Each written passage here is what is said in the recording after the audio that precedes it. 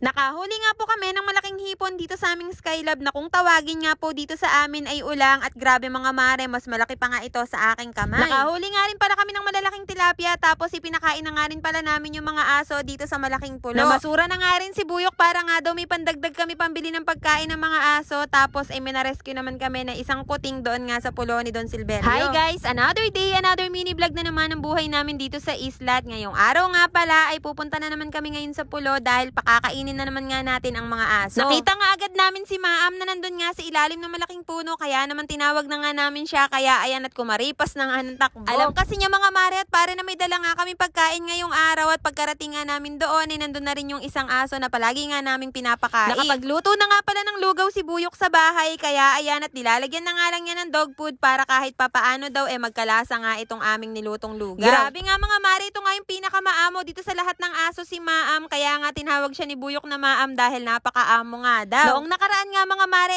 4 na pirasong aso lamang ang pinapakain namin pero ngayon nga padagdag na nga ng padagdag. Sa araw-araw nga na ginawa ng Diyos na pagpapakain namin sa kanila, iba't ibang aso nga nadadagdag at may pumapalit. Sa dami nga nila mga mare, hindi na nga namin sila matandaan dahil yung iba ay pasulpot-sulpot lamang ng punta. Halos magkakapareho kasi sila ng kulay mga mare kaya naman nalilito na nga kaming dalawa ni Buyo. Grabe nga mga mare, mga gutom na gutom nga itong mga aso at nakakailang lagay na nga itong si Buyo kay parang hindi pa nga rin sila nabubusog. Gusto nga rin sana namin magluto ni Buyok dito mga mare at pare kaso nga lang kung mapapansin nyo nga yung lugar ay puro batuhan at puro damuhan. Ayaw nga rin akong pababain ni Buyok dito mga mare dahil syempre buntis nga ako at baka mamaya daw madulas-dulas pa nga ako sa bato. Kaya nga mga mare, pinagmamasdan ko na nga lang sila dito mula sa bangka at kinakausap para naman kahit papaano makilala nga rin nila ako. Ang tatabangan ng mga aso dito mga mare at bibihira nga lang yung makita mong payat at siguro sanay na nga sila maghanap ng mga pagkain nila. Nagmerienda at nagpahinga nga lang saglit si Buyok dito sa bangka mga mare at maya-maya nga lang bumaba nga ulit siya dahil sabi nga niya mamamasura nga daw siya. Para nga daw kahit papaano may pandagdag nga raw kami pambili ng pagkain ng mga